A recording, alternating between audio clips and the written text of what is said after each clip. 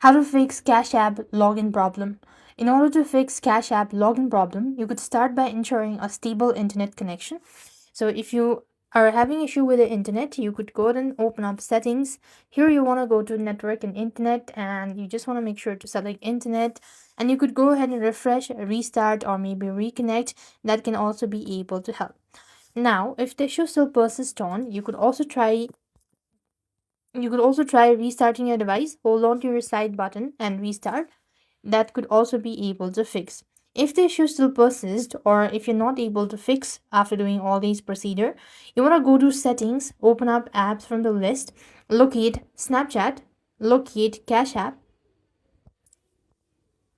You want to go to storage and cache, make sure to clear cache and data. That should also be able to help you out.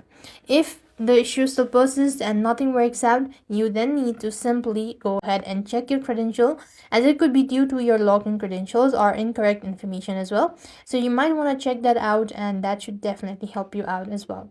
So with that, we've completed our steps. Thank you for watching. See you in the next video.